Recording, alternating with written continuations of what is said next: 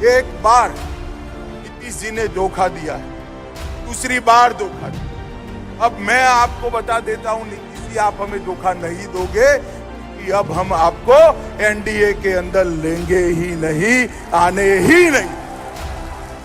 नीतीश जी के लिए भारतीय जनता पार्टी के सारे दरवाजे बंद है। लालू की कगर पर बैठे रहिए और जब धोखा पड़ेगा तब आपको मालूम पड़ेगा कि विश्वासघात क्या होगा।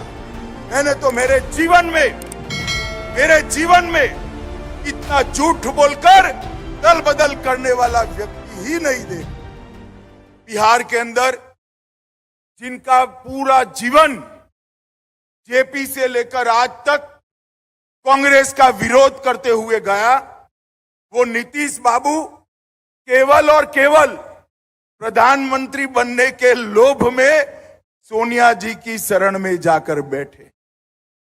जिस नीतीश बाबू ने उस वक्त जनता पार्टी तोड़ी, क्यों? क्योंकि लालू जी की जातिवादी राजनीति और भ्रष्टाचार के खिलाफ लड़ाई लड़नी थी। वही नीतीश बाबू आज फिर से प्रधानमंत्री के मोह में आज लालू की गोद में जाकर बैठे।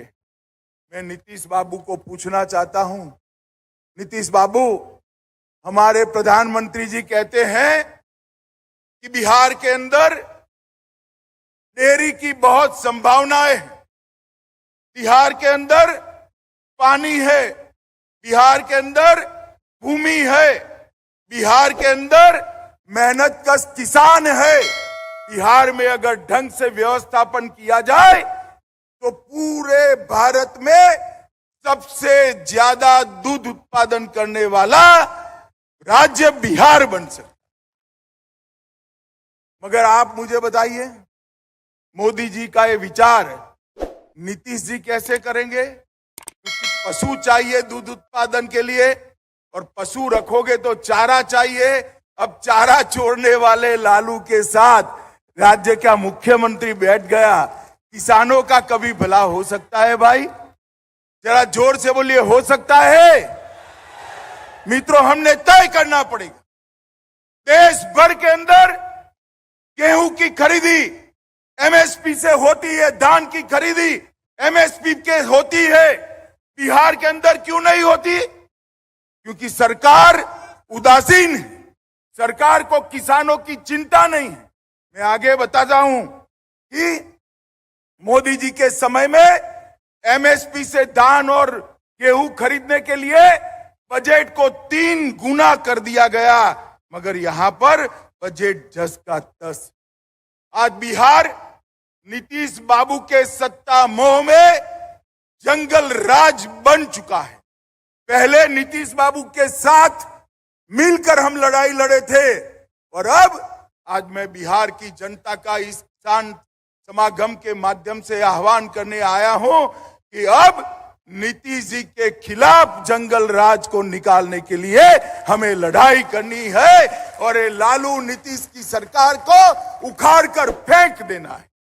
माताओं, भाइयों, बहन, किसान भाइयों, मजदूर भाइयों, मैं आप सभी को कहना चाहता हूं, मुझे कुछ पत्रकार बताते हैं कि नीतीश जी का समझौता हुआ है कि लालू जी के बेटे को वो मुख्यमंत्री बनाए।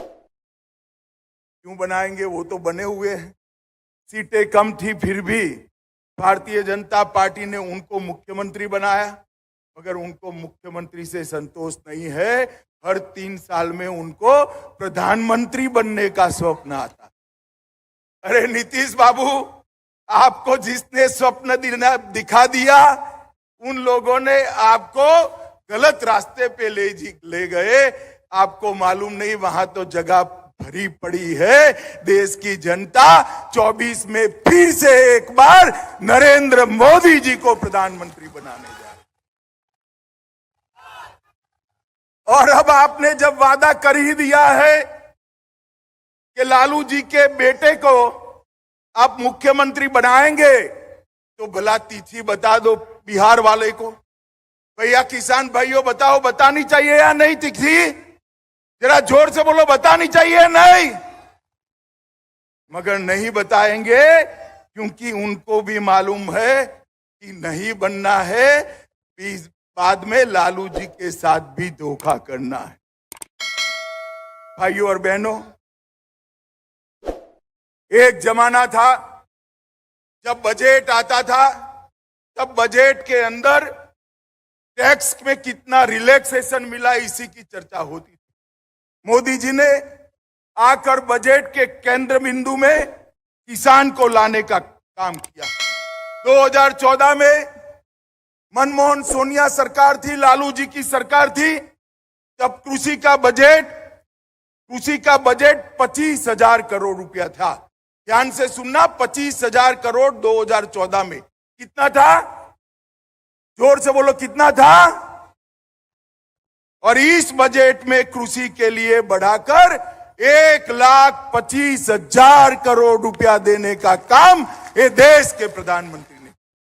यही बताता है कि देश के प्रधानमंत्री जी ने बजट के केंद्र बिंदु में कृषि को लाकर रख दिया है।